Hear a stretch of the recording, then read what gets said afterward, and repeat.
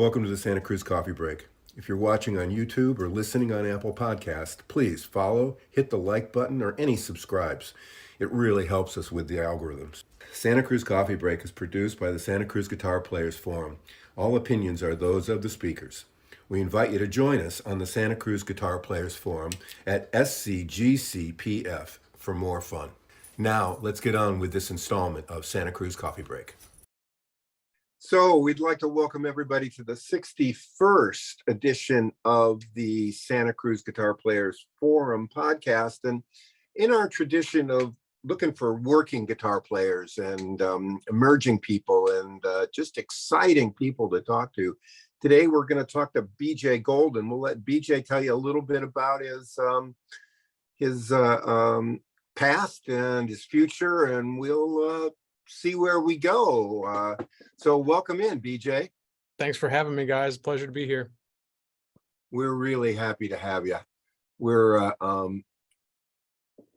going to go like this for a little bit while we're doing it, and everybody, we're getting used to new technology here, and we hope it looks a lot better because I think it does already. But BJ came to us through Santa Cruz Guitars. Right. Apparently is quite a little support player. I hate that word because accompanists are always so unique, but welcome in. Thank you. Yeah, it's good to be here. So we got turned on to you by Josh at Santa Cruz, and in going and looking you up online to find out who you were and what you're doing, I've seen that you have at least a couple of Santa Cruz guitars. How long have you been playing them? I mean, how long have you been playing in general? And when did you get turned on to Santa Cruz? Yeah. How did it all start? So I started, my parents noticed a big inclination towards music from an early age. I think I started on piano at 6 or 7, got a guitar at 9, and then I was just kind of off to the races. I never really looked back. And my, teenage years were filled with just kind of doing things on my own. I took lessons for a little while, but never really had a lot of formal training. But then once I got to be of college age, I decided that I wanted to pursue music. So I went and I've got a bachelor's of music degree in classical guitar performance from Middle Tennessee State University and a master's degree in the same field from the University of Denver. So I wanted to get all of the technical proficiency that I could. I really loved the finger style approach to guitar. And during that time, I studied a lot of jazz as well.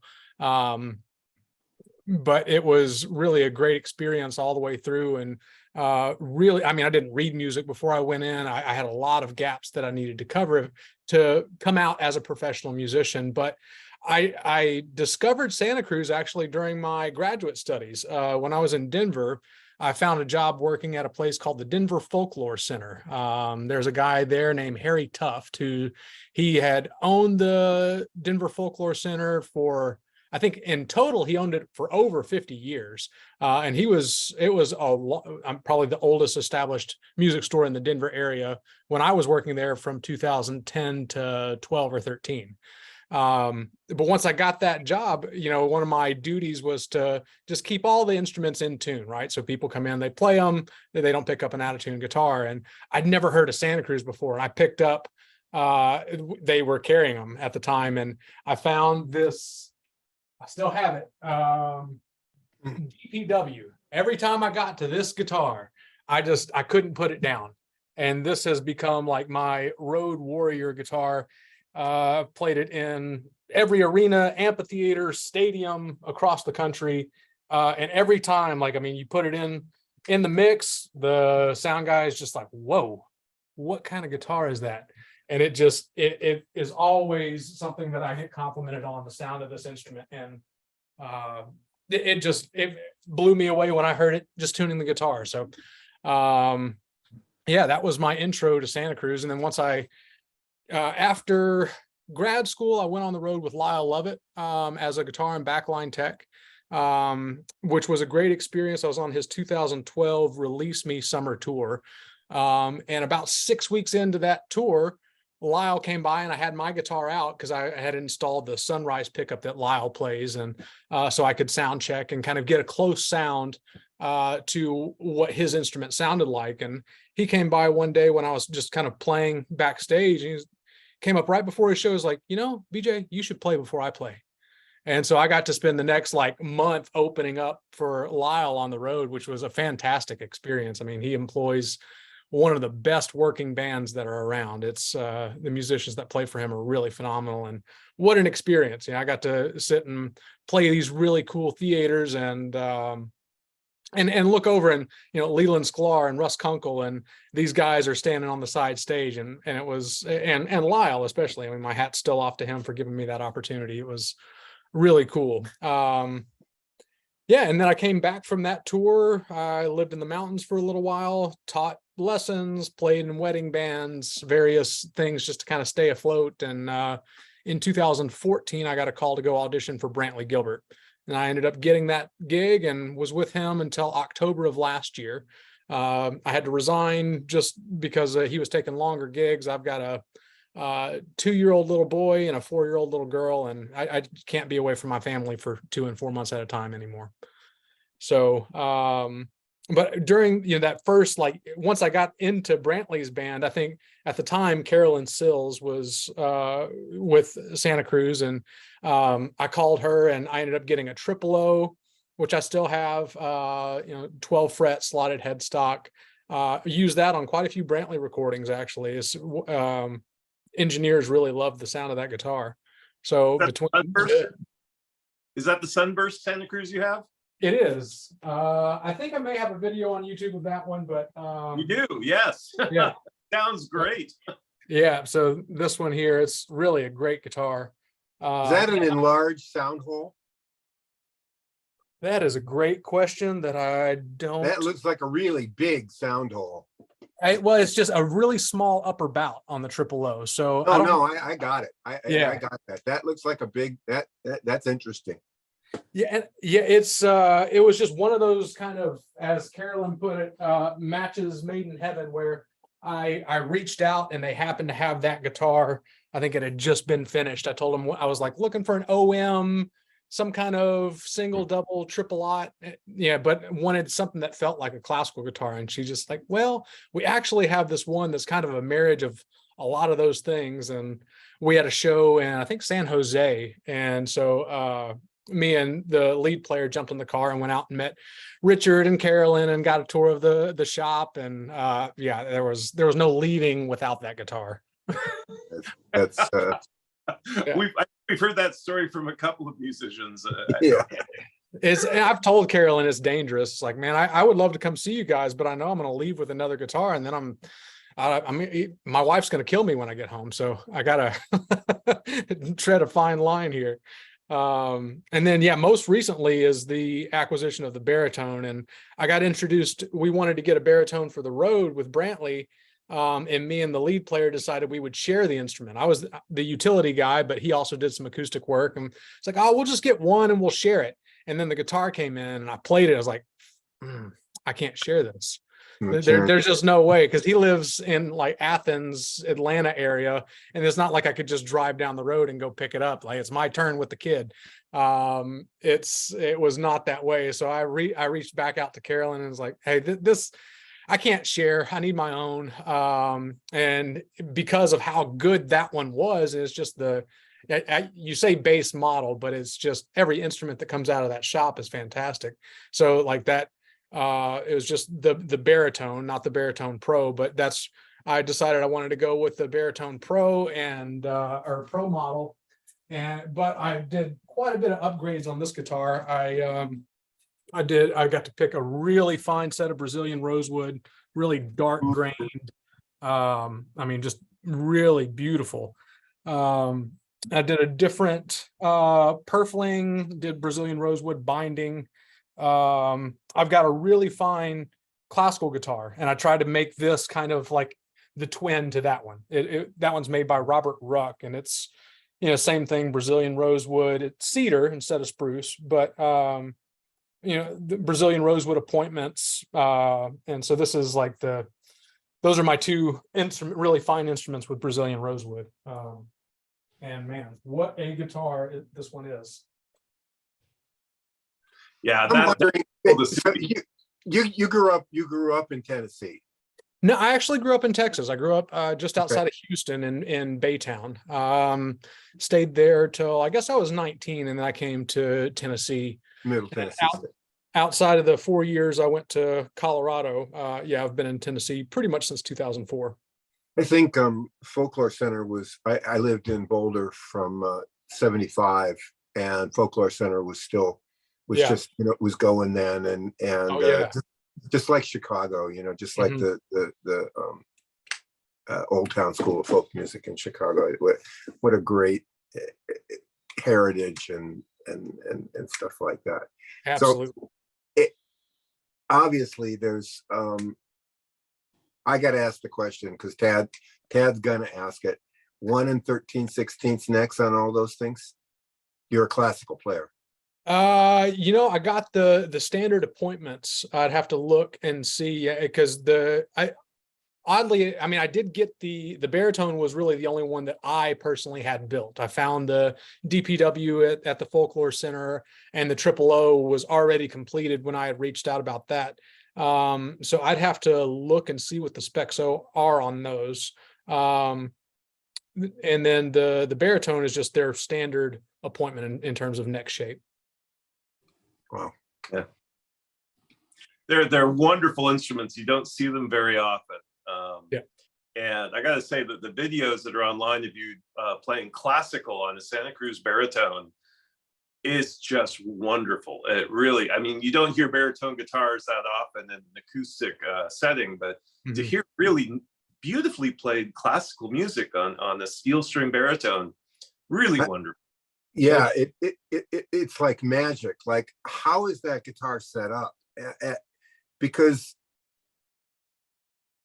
a baritone normally has barbed wire for for strings, and classicals are kind of not barbed wire. So yeah, it is it's a fingernail killer, that is for sure.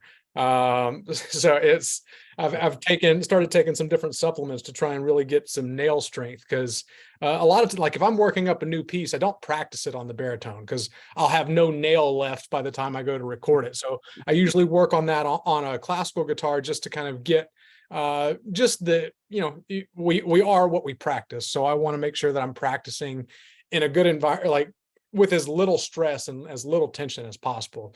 And for the gauge string, I'm using the Santa Cruz strings, which, by the way, like when we got the first baritone, there was this, it was right in that era where they were producing the parabolic tension baritone strings, but they weren't available for public consumption yet. So they had some on hands, and they were stringing their guitars with them. But it was not something that you could just go out and get. And I don't think, it was also during COVID, and Carolyn didn't have access to them. So there was this period where we couldn't find those strings. And I tried basically every baritone string that was on the market. And it was a huge difference in the quality of sound in that instrument. And so it was really great when those came back around. But, you know, I was just going to say that the balance tension, I mean, the equivalents, I think, are like, you know, if you go look at a Diodario, I think it's like a 16 to a 72-ish, somewhere in that area on gauge. And it's, for that heavy of a string, the instrument is so well built that it's really not that difficult to play. I mean, it does take, if I'm doing a lot of intricate work, I feel it more just naturally because of the thickness of the strings, but the instrument feels really good, especially from a classical perspective, because there's a little bit of, I'd have to, again, look at the specs on the string spread, but it feels really good for fingerstyle guitar. And just the sound of it, man, every time I pick it up, you can just strum a chord and be in heaven, or you can sit and play this music that wasn't written for that register. And to my knowledge, nobody's really playing it. I've seen maybe a couple baritone classical guitars, but they're, you know, few and far between also. And certain music just really speaks well to that instrument. The first piece I recorded on the baritone was a Franz Schubert piece, and man, it was just the moment I played, I was like, "Yep, this has to be recorded." And I recently did one. It was kind of a little medley of. I put it out a couple weeks ago of Tony Rice's version of Shenandoah, and then another one of my guitar heroes is a guy named Brian Sutton, who's just, amazing player. And then so I kind of took what he was doing with, I think it was with Jerry Douglas on Bonaparte's Retreat, and those tunes again wouldn't typically go together, but on that instrument they worked really well. Wow. And I've got some arrangements I'm working on now that I hope to be putting out here really soon. Man, it's a great instrument. Do you get calls, working calls for specifically that baritone for Nashville? Not yet. I did get I think part of my love for Santa Cruz guitars, I've turned other people on to them as well. So I had the DPW in the band with Brantley, and then at first it was, I think maybe the baritone came first. I don't remember the exact timing, but right around the time Jess Franklin got the other baritone, then my other bandmate Noah Henson, he was looking for an acoustic guitar. I was like, man, I know. And he kept sending me, he was like a Martin for, I don't know how much he was looking to spend. I was like, dude, you need to try it. You need to just go put one in your hands. And I don't think you're going to turn back. And he ended up settling on a Tony Rice model, Dreadnought. And then when I got the baritone, I brought it to a rehearsal and I just handed it to Brantley. I was like, here, play this for a second. And he wouldn't put it down. And then he ordered one. And so he got a baritone also with, I think he got tier 1 Brazilian on his, and a bunch of, he did the snakewood appointments on the fretboard, similar to the one that they did with the ancient Sitka, I think, that grade top. Man, what a guitar. Just aesthetically and sonically, really an amazing instrument. But we did me and Brantley and Noah, after I left the band, we did I don't think it's come out yet, but we cut a video and a studio track of one of Brantley's newest songs using the 3 Santa Cruzes. Brantley and I both on baritones, and then Noah on his Tony Rice. So really looking forward to seeing that thing come out. Oh, I hope we can include a link to that with the podcast here, because that would be amazing. Absolutely. Yeah. I'm not sure when they're going to release that. It may be timed with when that song is going to come out. So it may be a few months down the road, but yeah, I mean, any of the other stuff that I have out, we could certainly link. So BJ, does everybody in Nashville have their own studio? A lot of people do. Yeah, I'm looking at your ceiling. Yeah, I've got a great space here, man. It's really come together, and it's mainly for my own music production. I do tracks and stuff for other clients as they come in, but for the most part, it's for my own creative endeavors. I'm not currently working. Since I left Brantley, I'm kind of in limbo right now. I'm working as a software engineer as a day job, and looking for my next musical opportunity that will be hopefully something that I can get back out and do professionally full time. But it just has to be the right fit, both musically and for my family. And if those two things aren't satisfied, then I've got some other projects that I'm just doing. I'm doing my own solo stuff. And I'm looking at starting kind of a blues fusion band, and just trying to, keep the creativity going and just really pursue what I'm passionate about musically. Yeah, that makes a lot of sense.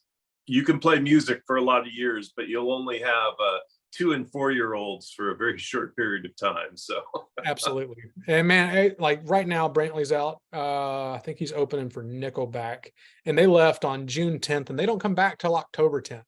And just thinking about, they're 2 months into that tour, and they have 2 more months to go. And all the things that I would have missed already. Plus, my daughter's learning to swim. My son's been getting more words, and those are just you can't trade those experiences. So I think there's no doubt in my mind that I made the right decision. And I think that with time, I'll find the right musical opportunity. And 10 years of playing with one artist was a good run. I'm ready to see what else is out there and find some more music that really that just speaks to me, as well as hopefully my playing works well with the artist. And again, you hate the word sidemen, but accompanists are such magical players, because they serve the song. Mm-hmm. If they're working. Yeah, absolutely. If they don't serve the song, they're probably not working. But I think about somebody like a Val McCullum, or Kenny Vaughan, or somebody like that, who are just these amazingly lyrical players behind music. Oh yeah. It's what makes it music versus Nashville, Yeah. top. It's the role. I really enjoyed the role that I had as a multi-instrumentalist, because it was I was able to wear a lot of different hats, and guitar is my passion, but outside of that, I'm just passionate about music. And so the opportunity to play mandolin and dobro and bouzouki and B3 and a lot of different instruments was really I loved that experience. I mean, I can find something so deeply satisfying out of all of those instruments, and then where they fit in the mix, and it makes me play different. So it's it really expanded my ears. It expanded my chops. It was a really great role. But I feel at the point where I am at in my life now, musically, I think that I'd be comfortable walking into just about any gig or situation and doing really well. As long as somebody else moves the B3. Yeah. I don't want to move it. I've got one set up I've got an XK3 with a Leslie, and all of that stuff is so heavy. It's like back when I was a teenager and I thought that I had to have a half stack, and everybody that was older and wiser was like, "You're an idiot. Don't do that. You'll kill your back." And wasn't until later I was like, "Yeah, 112 is like plenty. It's light." I got rid of that half stack and never looked back. You talked about Sunrise pickups. Are you still using those were you using those in your cruises? And no, I only, that one just belonged to the tour, and that's what Lyle used. It was Sure. a great pickup, and I would like to try one again. I have a pickup made by a guy named Rich Barbera. It's a saddle replacement with a transducer under every string. So I have that in my DPW, and then I've got the LR Bags Anthem in the Triple O. And I don't have a pickup in the Baritone. It was just such a fine instrument. I really wanted that to be a studio guitar. If you want to hear it, it needs to be mic'd. So, and I might look into, I recently saw Brian Sutton was using some kind of like clamp-on Neumann for one of his old Martins on the road. Maybe that'd be a good scenario, but I don't really want to know what that costs either. Probably as much as the Baritone. And to have two. Yeah, exactly. Well- But the Barbera stuff has been really great, especially as a fingerstyle player. Primarily, like the string separation I get and balance has really been wonderful. So that's kind of where I'm at with those pickups. I got a chance to actually meet Lyle Lovett once because we went with somebody else that we've done a podcast with, somebody I consider a friend, James May, who makes the Ultratonic pickup and the Tone Dexter. Okay. And a couple of members of the band use Tone Dexters. Mm-hmm. And their guitarist was having a problem, and so James said, "Oh, I think I know what it is," and it was because the pickup he was using was rather weird. Anyway, he makes a pickup called the Ultratonic, which I have in one of my baritones, and it's wonderful. Write that down. Yeah, it's the thing about it is the baritones are so resonant.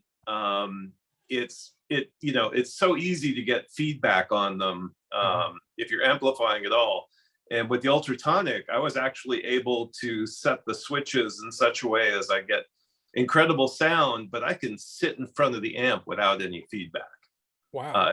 Really nice. I'll send you a link to something I tried to do to demonstrate that. But Yeah, please do. So yeah. is that, what kind of system is that? Is that like an under saddle microphone combo, or? No, it's piezos that go underneath on the bridge plate. Okay. It's, yeah. But yeah, I'll send you a link to that. I'm still, so you're kind of representing the baritone strings, or at least, out there kind of promoting, well, not promoting, you're using them. Yeah. And spreading the word. They have the light tension and medium tension on the baritones. What are your thoughts on those? I've just gotten into them because I had a whole bunch of baritone strings I wanted to use up. I understand. So I think in general, I prefer the medium tension. Now I tune mine down to B. So I think typically they come set up in C. So I tune mine down just a half step lower. And I've really liked the fullness and the resonance of the medium tension strings, but I found it, I can't call it a problem with the string. It's a problem with playing the type of music that I'm playing. Is that when you're playing, like there was one piece that I put out recently that had a lot of artificial harmonics. It's a slow piece that I played on baritone. It's called Noel.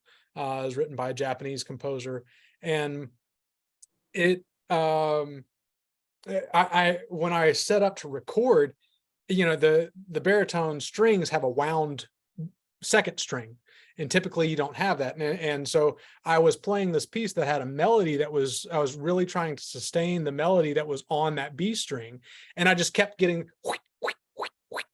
and it was so distracting to me that I went to the low tension strings, played softer, and then I was able to, because it was all, the melody was over chordal accompaniment, and it was just the position of what I was playing. But the low tension strings allowed me to just play a little bit softer and still get a really nice sound. And I could get away from those squeaks that were just kind of driving my ear crazy. But it's, both of them sounded really, really good. I think it's just application. What style of music or what piece am I recording? And for the other one that I did, the Schubert, that was on the mid tension strings. Yeah, I haven't had a chance to compare the two of them yet. I've just set up the low tension because previously, most of the time I was using just heavies, regular old acoustic guitar heavies. Okay.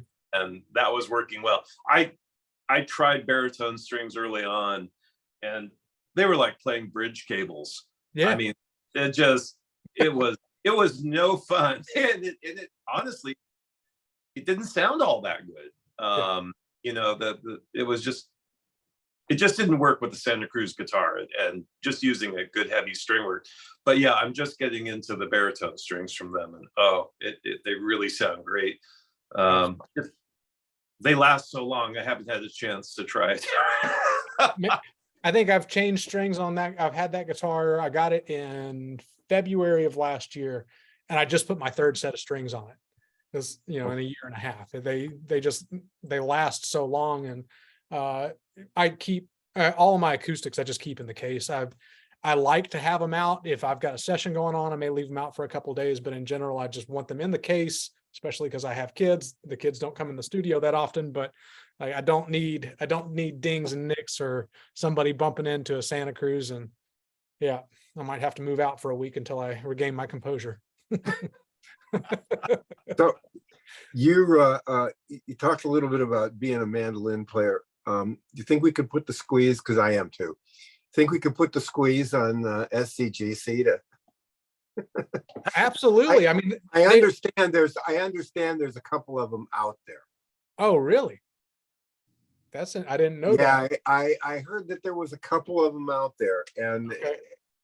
I'd love to put the squeeze on him for that. I can't imagine what he'd come up with.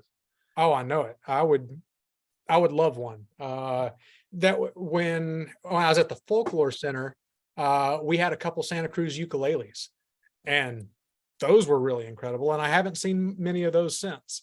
No. Ed's got one, I think. No, I don't. I've wanted one for a long time. But yeah, that they don't show up hardly ever.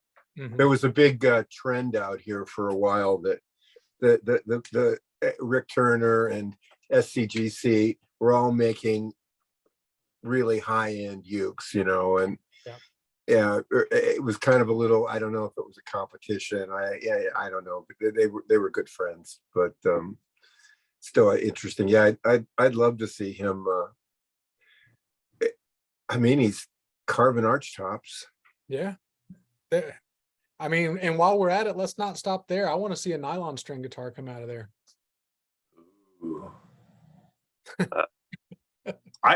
You know, he has made a few unusual instruments, but I don't think I've ever heard about a classical coming out of the shop. Yeah, I think we have Kenny Hill here in oh, that's right. Yeah. Right up the road, and boy, Kenny's cranking out some pretty astounding classical guitars. I can't imagine what the rabbit hole of classical guitars is. Oh, it's huge. And you get into it's a whole other world. When I came to the SCGC factory and got to spend the afternoon with Richard, you know, I told him about the ruck that I have, and he just kept the whole time, the rest of the day, he just kept referring to it as the real guitar that BJ owns. I was like, no, your instruments are very, very much in the same caliber. But you know, Robert Ruck, if you guys aren't familiar with him, he was a prolific in the classical lutherie sense of I got that guitar. It's a 2009, and he'd been building for around 40 years, and it was serial number 949. So it's just like the scope of what he was building, and his output was, I mean, I don't know how many instruments he built total in the 40 something years he was building, but they were used by all the great players, and everybody that I studied with in that world, they all had an instrument by Robert. You know, Pepe Ramiro had, I think he made quite a bit of recordings on his, and again, just kind of all the guys that I was studying with at the time were playing his instruments. But the whole, I haven't seen steel string guys do this much, but in the classical world, a lot, there's a big thing around the double top guitars, you know, the sandwich top. And so a lot of the guys are going for that, the Greg Smallman influenced guitars or Demonds. They're really fabulous instruments, but it's a different sound. I'm more of a traditionalist. I like the traditional approach to building a guitar, and I think you sacrifice a little bit of the volume, but the other aspects that you gain in the tonal spectrum, for me, are well worth that trade-off. And the guitar is a quiet instrument anyways. If you listen to a classical guitar in a recital hall, the first, I don't know, a few minutes that you're listening, you kind of have to get used to the surroundings. Like you have to get used to how quiet the instrument is. But once you adjust to that sound and settle in, then you can really kind of hear the dynamic range that instrument is capable of. As long as he's playing on their phone. Yeah. Yeah, that's the thing. That, or the coughs and the sneezes and somebody dropping their program, and all the intricacies that you hear in those recital halls. But yes. Well, it's true that the classical guitar builders have been, it seems, much more willing to try out a lot of very odd and unusual building techniques, you know, with lattice bracing and triple tops, and adding, what is it, Nomex or something, and all these interesting fibers and materials into the construction. A little of that happens with the steel string guitar world, but honestly, I think that's one of the things I love about Santa Cruz, is that Richard is so traditional in what he does, and is still working at refining that traditional build to the ultimate, rather than just trying to pursue some completely different or unique technique in building to try and make the instrument better. Well, he's on to something. I mean, what he's producing and been doing for years. I mean, if you get an instrument from that company, you know that it's going to sound good. They're all special. They just have a different aspect to it. I would love to have a whole arsenal of them. And I'm sure that I'm not done at 3, but it just takes some time. Well, you ever make it out to the Bay Area, you're welcome to play through all mine. Thank you. I will take you up on that. I don't know. Do you like wine or beer? Or I'll bring something to contribute. Oh, no problem. No problem. What's next, BJ? It's a great question. Right now I've got, I'm working on some different arrangements that I would like to put out on the baritone, as well as some classical stuff.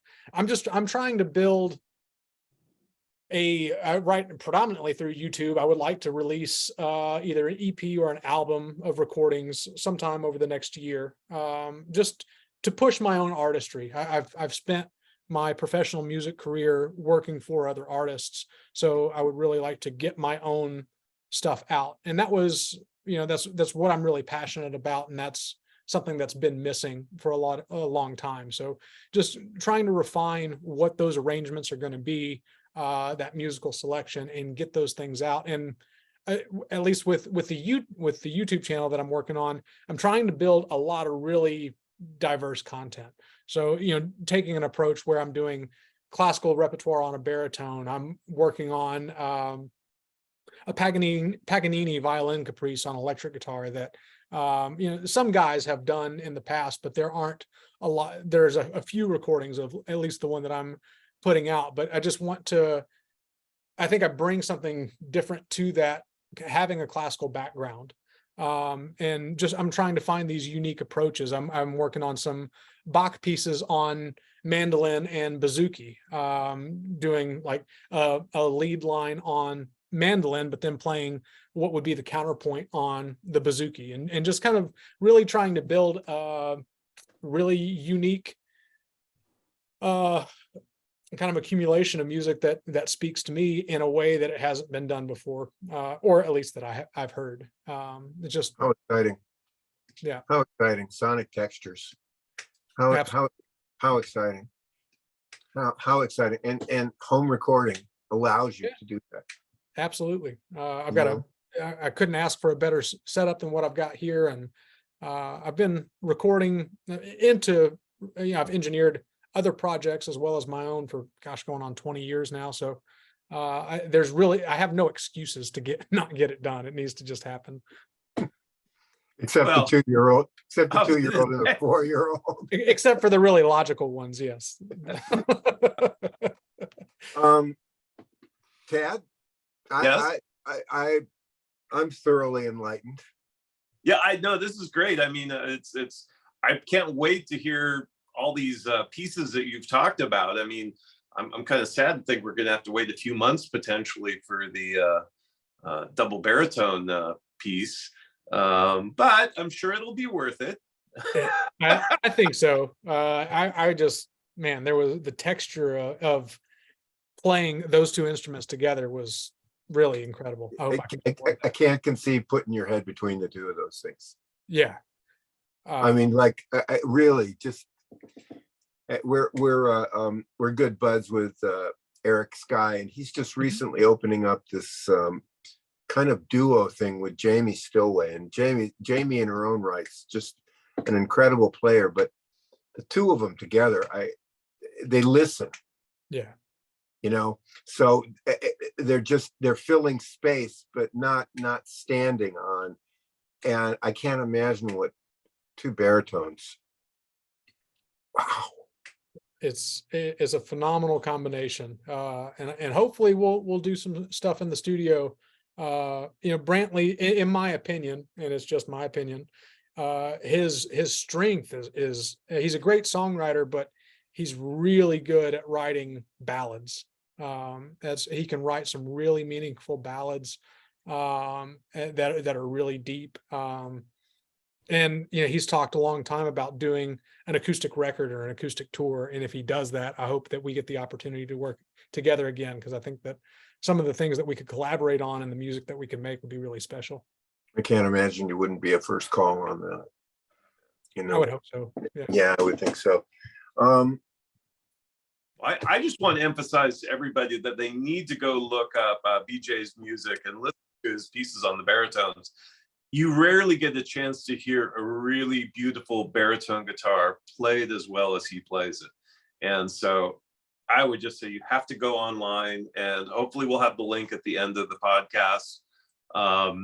Hopefully. I mean, hearing yes, hearing baritone playing modern music or even maybe traditional music is nice, but playing classical music it's just it's wonderful. It's really wonderful. So that's awesome. I'm glad you got a lot of enjoyment out of that. It gave me a lot of pleasure to do it. Yeah. We will let you get on with your day. Well, thank you both for having me. It was a pleasure to meet you both and sit and talk guitar. Appreciate you so much. I really appreciate you so much for taking the time. And absolutely. And I don't know what's going on there, if you guys are in the middle of storms or not.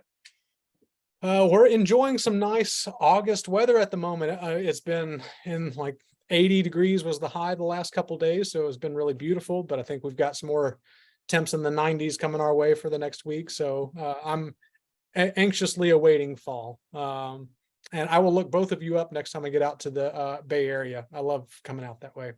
Yeah, I'm a little south of Santa Cruz, and Tad's up in Berkeley. So Awesome. Yeah, I would love to drag you around a little. Yeah, Josh had mentioned something about coming out. It may be a year or two, but I'll be in touch about that when it happens. We've been beating on them for a long time to do a concert series. Yeah. Well, that and coffee cups. Yeah, that and coffee cups, but that's a good point. Yeah, like, merch, guys, come on, how about it? Some t-shirts and some merch. So, have a wonderful day. Thanks so much for your time. Absolutely. Best of luck. Thank you so much. Hope to talk to you soon. Have a great day. You too. Bye. We hope you enjoyed this installment of the Santa Cruz Coffee Break. For more music-related fun, please join the Santa Cruz Guitar Players Forum at SCGCPF or santacruzguitarplayers.com. If you have any questions or possible podcast topics, please contact us. If you have a product or service that you feel would be of value to our listeners, please consider adding your support and keeping the coffee pot on. Contact us for more information. We ask that you hit the like, follow, bell, or bookmark buttons so we can keep you informed of upcoming podcast episodes. We hope you enjoyed Santa Cruz Coffee Break. Now it's time to go play your guitar.